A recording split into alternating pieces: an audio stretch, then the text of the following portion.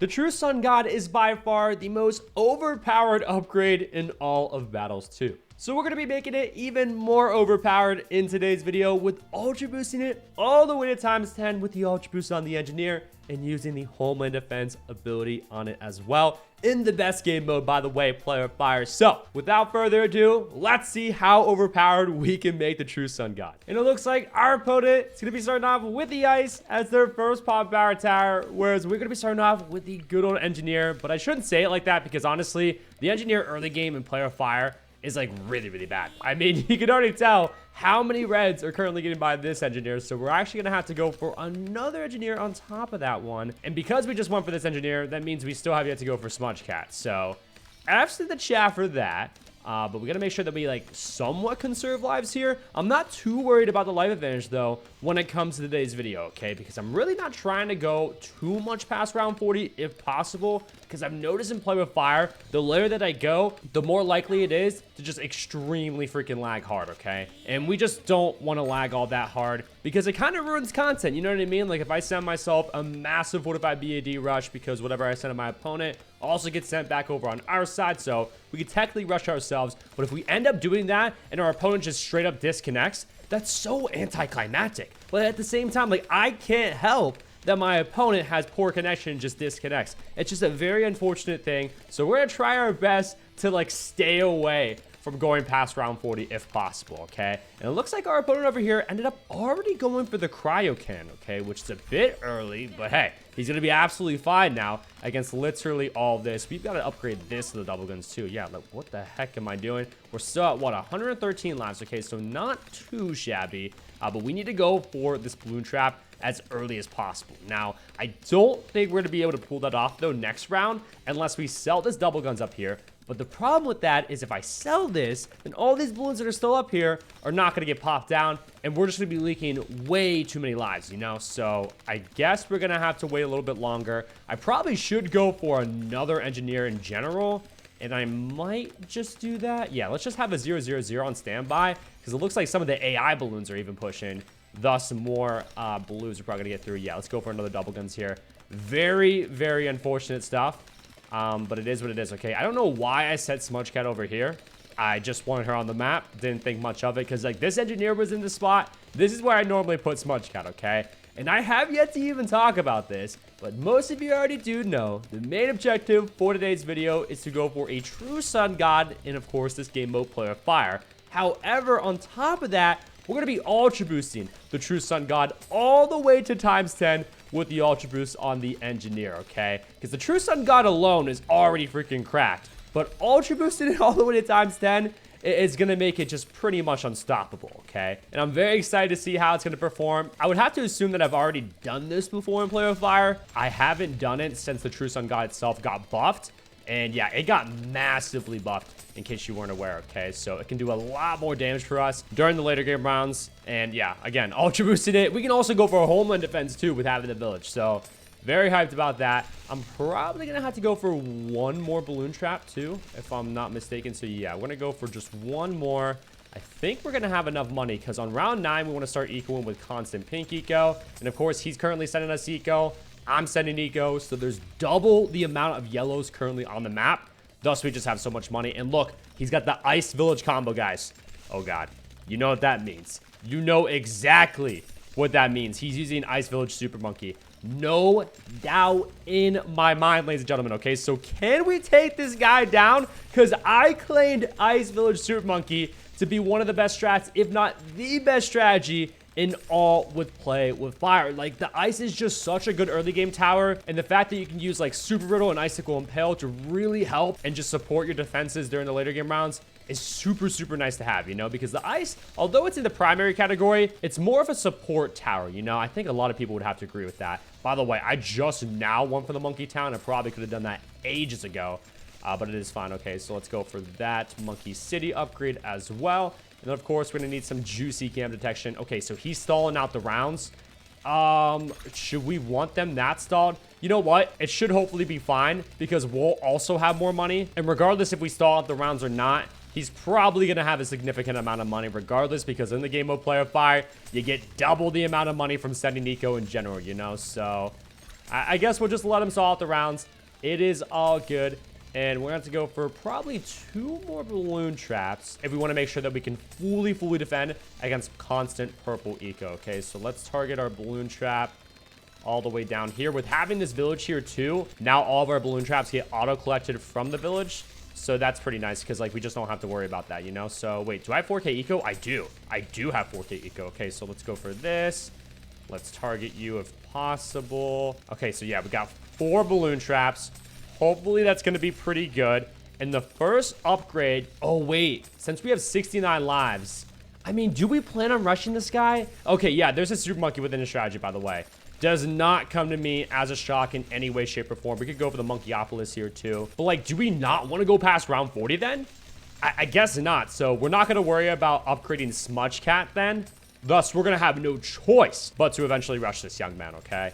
But as I was saying, I would like to go for the Ultra Boost first, if anything, because the sooner that we get to Ultra Boosting, the better. And it looks like, yeah, 5 balloon traps is enough to handle constant purple eco. So, I guess in case... Okay. No, it's not. I stand corrected. I stand corrected, guys. Wait. Oh, we gotta use level 3 ability. Yeah, because we had to pop down the purple layer to pinks. Oh, my God. Okay. So, I guess I was wrong. I was quite literally wrong about that. We're going to have to go actually then for another balloon trap, it looks like.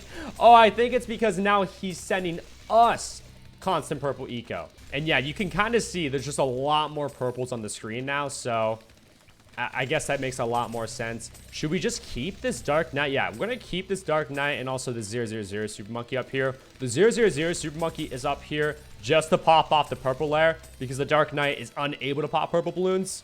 So hopefully we're gonna be good. And the good thing is with us having an engineer, bro, he's gonna be feeding us money for literally the entire game. Thus, when we're able to rush him, we're gonna have a lot more money than what we would without using the engineer, okay? So, like, that's the kind of one pro with using the engineer. Again, though, early game rounds are a bit tougher for sure. But once you get past those, you're smooth sailing. And we're gonna go for this Ultra Boost now. I'm gonna remove this obstacle, actually. And where do we want the True Sun God? I'm thinking, like, right here, next to Smudge Cat, in case we need to use the totem ability. But right here should be pretty good. Let's get to Ultra Boosting this right here, right now. Perfect. I'm gonna upgrade this to a Sun Avatar. And then, oh, wait, this is actually really ideal. I think that's barely within the range of the Sun Avatar. So we can use this Dark Knight as sacrificing, because I want to have a maxed True Sun God Ultra Boost all the way times 10. So we're definitely going to make sure that we prioritize having max sacrificing, okay? And by the way, let's just go for the triple XL trap all the way down there, just to kind of solidify that in case he wants to rush us with anything. So technically, we don't even need these engineers anymore. So yeah, I'll actually just sell all of these because they're kind of just like, you know, taking up space, causing low-key a little bit of lag. So we'll just sell them. Oh, and duh, I can just dark shift this to make sure it's 100% within range. God, sometimes I forget stuff and it makes me feel really dumb. So the one kind of bad thing with this strategy though too is that we have both the village and the engineer. Thus, those are 2 support towers, okay? So we only have 2 sacrificing categories, being the magic category with having the super monkey, and then again, the village and the engineer being the support category, okay? So we don't have, you know, primary sacrificing or military sacrificing, which ultimately means that our True Sun God is not going to be as good.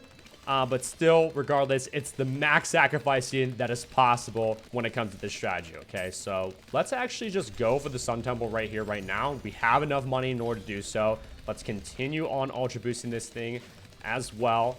And yeah, we have to have $50,000 worth of sacrificing. So that's why I went for a Homeland Defense and also a Dark Champion, because that's easily 50K from both categories. So we'll probably just end up doing that again. And there he goes for his Sun Temple as well over on his side. Yeah, this man, he definitely knows what he's doing, okay? Which is the kind of scary thing. But again, by the time that we get up the True Sun God, hopefully, you know what? When we like immediately upgrade to it, because it's already Ultra Boosted all the way to ×8, right? So when we immediately upgrade to the True Sun God, we're going to have to spend $500,000 in order to achieve that. You know what I mean? So I'm not going to have all that much money on hand in order to rush our opponent over here. So, like, I guess I'm going to have to wait until, like, round 38 or until, like, I have a substantial amount of money, okay? I want to send at least, like, I don't even know, 30 45 BADs. So that would be like $900,000.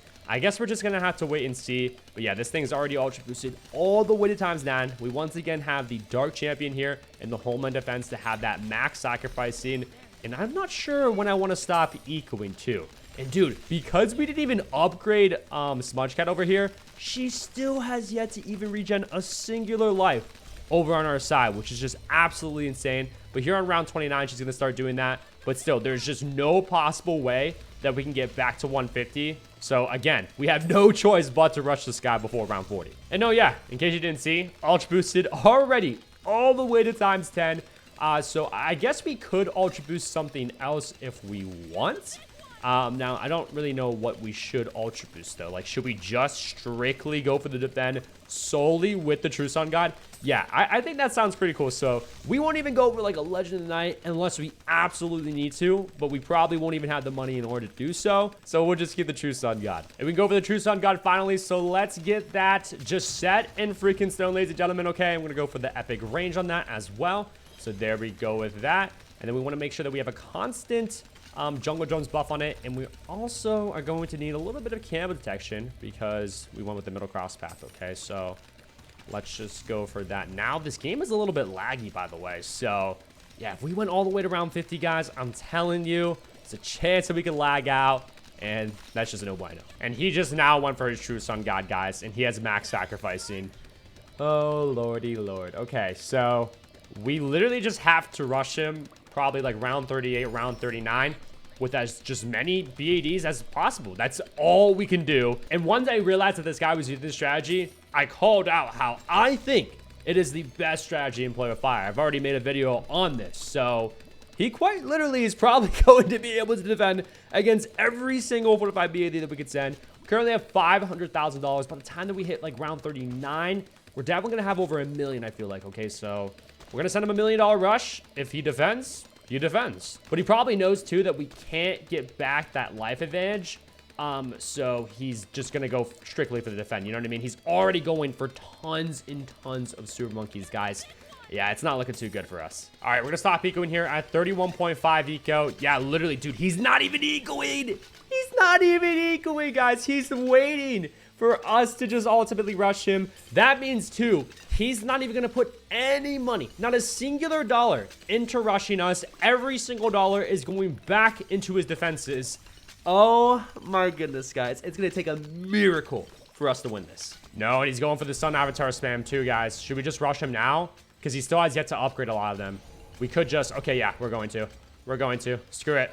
Screw it, ladies and gentlemen. Screw it, because he still has to upgrade everything, so it's probably our best chance before he has the ability to upgrade everything. I'm just going to sell the Triple XL Trap and also that Monkeyopolis down there, because we're probably not going to need that. Let's use Homeland, Tower Boost, and we want to make sure that we overclock or Ultra Boost this again to get that 66% increase of attack speed, because you get that overclock buff on it as well, okay? So we don't even have level 20 Smudge, or do we? We have level 18. Okay, I'm not even going to worry about level 20 Smudge, just because I don't think we're going to need to worry about that. Oh, God, guys. I'm going to need to leave a little bit of money for us to be able to micro Homeland. So I'm just going to send one more 45 BAD. That's all we can send. That is quite literally all we could send. Okay, let's sell you. Let's go for this. Dude, no, he defends that. Guys, he shreds that. Like, easily. Okay. Okay, we're doing good. Okay, let's Ultra Boost that again. 2 million pots for the True Sun God. But, dude, he's doing even better than us. He's doing even better than us. Granted, we only literally have a True Sun God over on our side. But no, he defends that. He actually defends that so incredibly easy.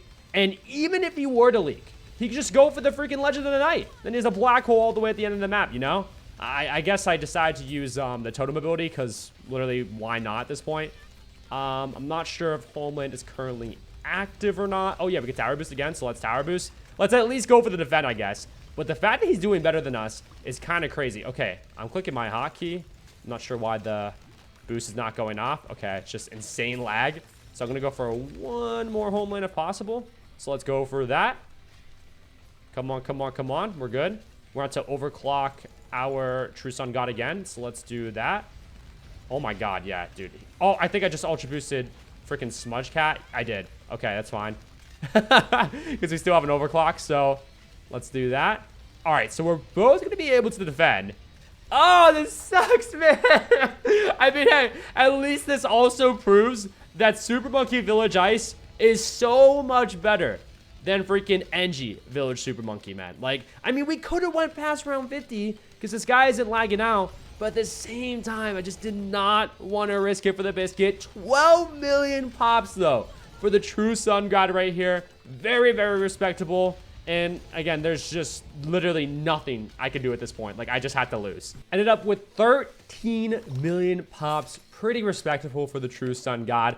I have actually no money to even do anything against this guy. So we're just gonna straight up surrender here. First time I probably ever have surrendered in my video, but there's literally no point in continuing on the game. There's just nothing we can do. Like I said, Super Monkey Village Ice, best strategy by far in Play with Fire. So GG's. And if you guys haven't already, make sure to check out this video where we cover the new hero that can literally squeeze ZOMGs. Yes, there is a new hero being added to BTD Battles 2. Hint, hint, it's Pat Fusty. So if you haven't already, go make sure to check out the video. It's an absolute banger.